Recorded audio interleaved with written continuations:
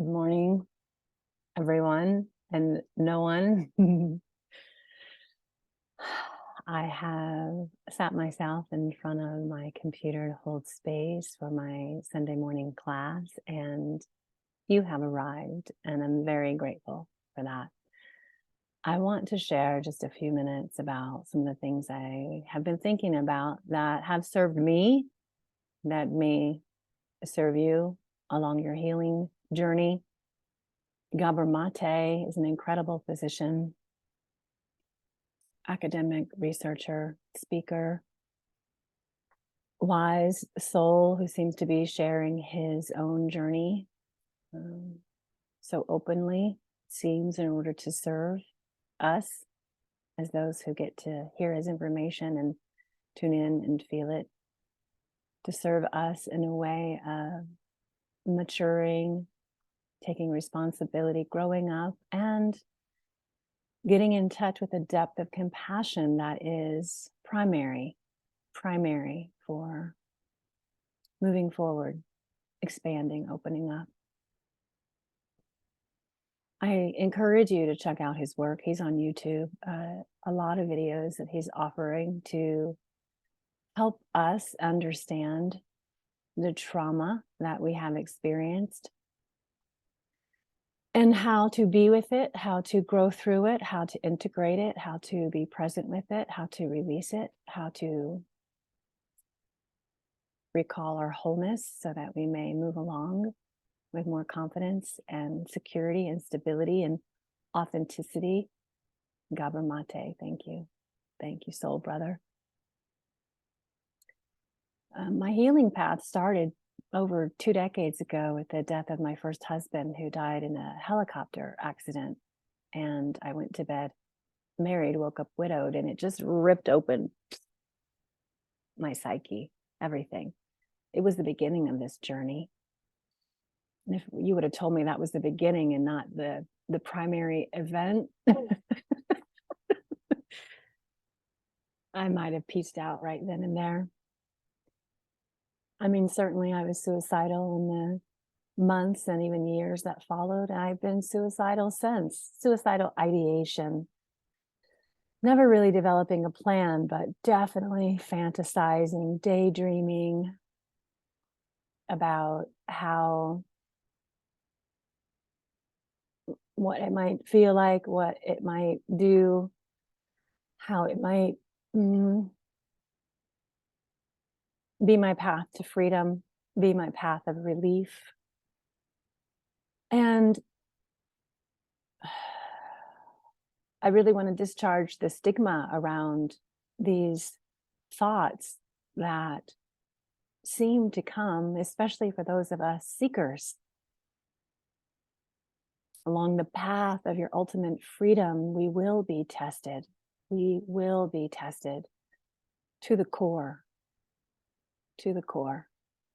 and questioning life, questioning death, questioning your existence, questioning your worthiness, your lovability, that you matter or don't matter. All of these things will come into play. I feel like talking about it because I think the more we can talk about it, the more normalized it can be. These mental health issues that we all have them. There's a whole array of people trying to normalize things that are really, really out there. Really out there. I'm trying to normalize an experience that I think we all relate to. Self-doubt, insecurity, self-loathing, self-betrayal. Abandoning ourselves again and again and again for a false sense of comfort or security, or the dopamine hit. And there's no judgment in it. My God, if we can release the judgments around the growth and how messy it can feel and look and be.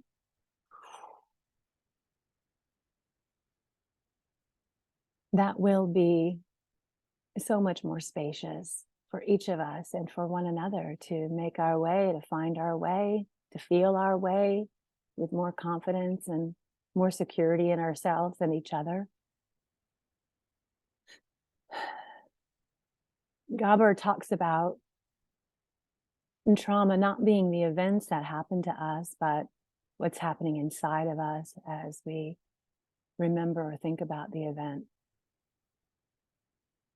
And if you go over the list of trauma, emotional, spiritual, physical traumas, you might find that you can check off a lot of the boxes that would identify your being, your history, your past, your life, your childhood as a traumatic one. And what happens as we grow up and we become fairly functional and of service and community oriented, or raising a family or whatever it may be, we have a very unkind propensity to look back on the events that happened to us and diminish the impact that they have had on us. Oh, well, I had it bad, but it wasn't this bad. Oh, my mother hit me, but I'm okay now. Oh, my father was an alcoholic and unemotionally available, but it didn't really bother me that much. Look how I'm doing now.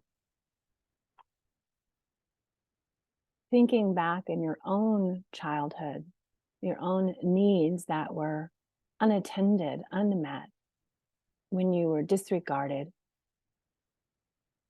left alone, forced to figure things out by yourself. And maybe you were hit on top of it. Maybe you were emotionally and verbally abused on top of it, neglected, unattended, disregarded, pushed aside. We are doing our best to grow ourselves up still, but these traumatized parts are alive and well inside of our experience. It's obvious. Maybe you don't think it's obvious, but that's what your addictions are about.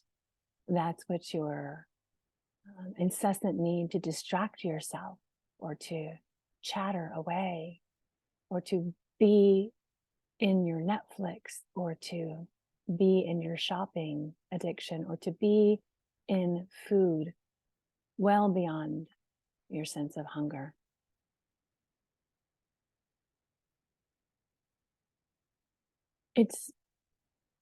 It can seem ugly. It can seem ugly and dark, and it can seem like it's easier to just leave it where it is and to continue to do your best as we all move along. But it should be becoming more apparent and obvious to you that this humanity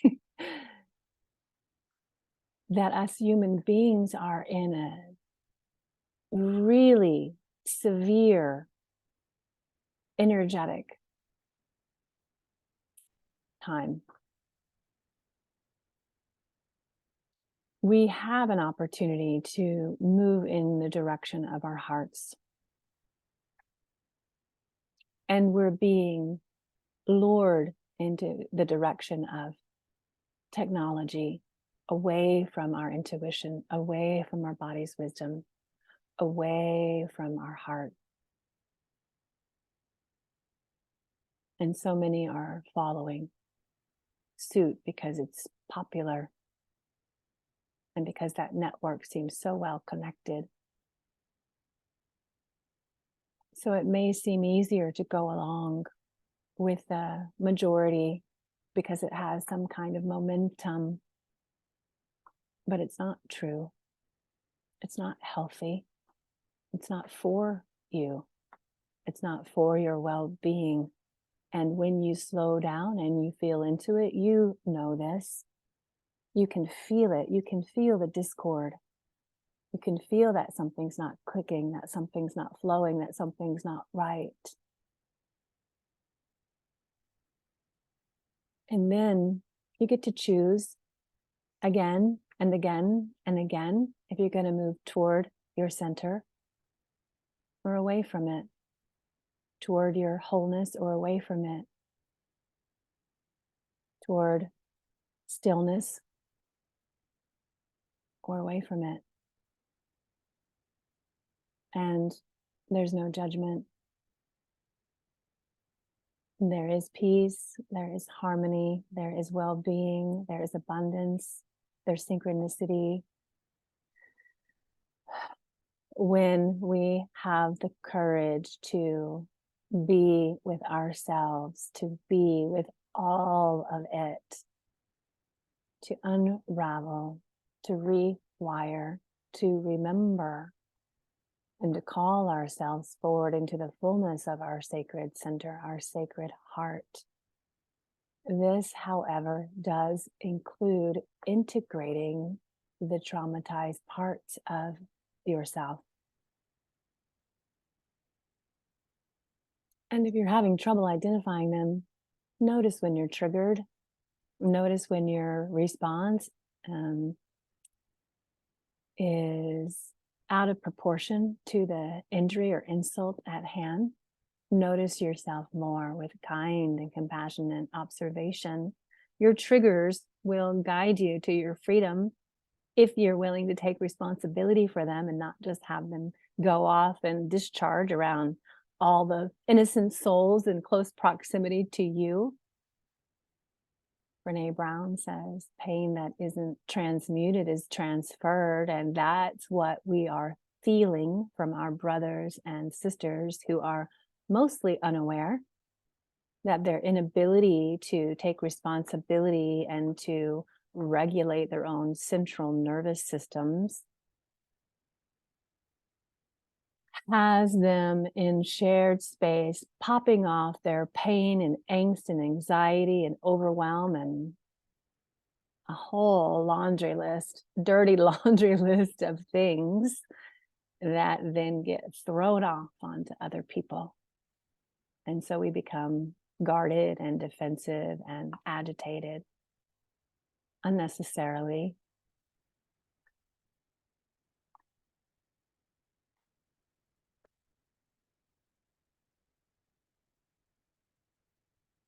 No one really spoke to me this way. And I think that's why I'm speaking to you this way. And maybe it's one of you.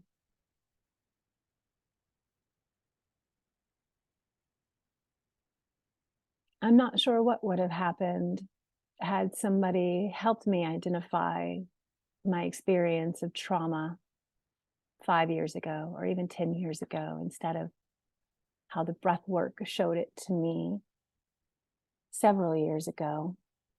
Once I made sense of it, once I realized that the breath was a path to healing and integrating all of the traumas that this vessel, this system, this human organism that I had experienced, once I realized it, there's no stopping me. I'm rooted and I'm grounded and I'm still at it, meeting my shadows, integrating pre-verbal insults and injuries, integrating ancestral traumas from both sides of my lineage.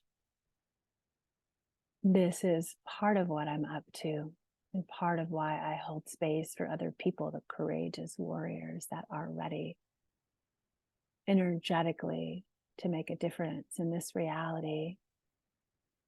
We do it internally.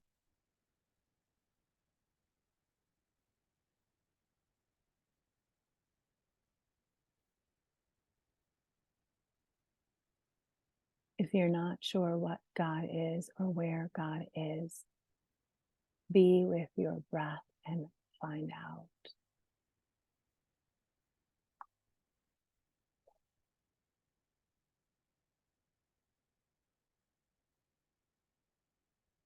We're not alone in the journey. And when you feel most alone, it's a good time to remember this moment.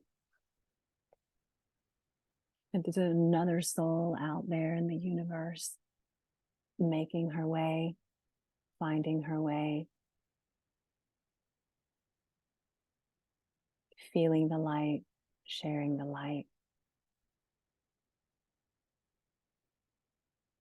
May this be a touchstone for you in a way that will serve you when times are rocky and shaky and lonely and desperate, because we all get there.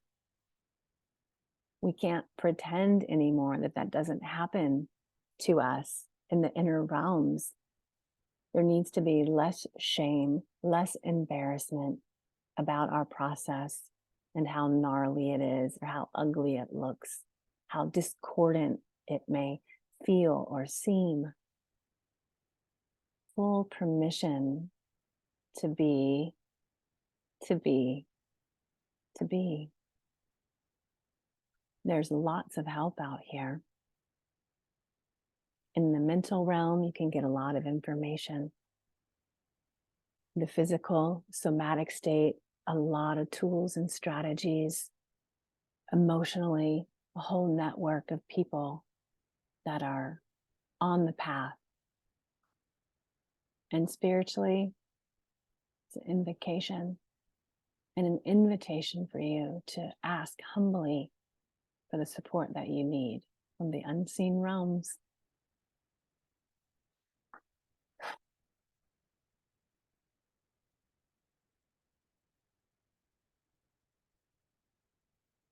We have to make nice with ourselves, all of ourselves, to embrace ourselves, to envelop ourselves, to call ourselves home to our sacred center. Working through the discordant energy that's in your system. It's your responsibility. And I would encourage you to do your best not to contribute any more mayhem to what's already playing out. Encouragement to invoke the higher realms, the higher order into your experience to help you transmute what you've experienced up to this point, so that you may set yourself free and that you may have the experience of your heart's desire, and that we may be in communion together finally. I love you. I care about you. If you need support, reach out. Be ever so kind to yourself. And I'll see you again very soon.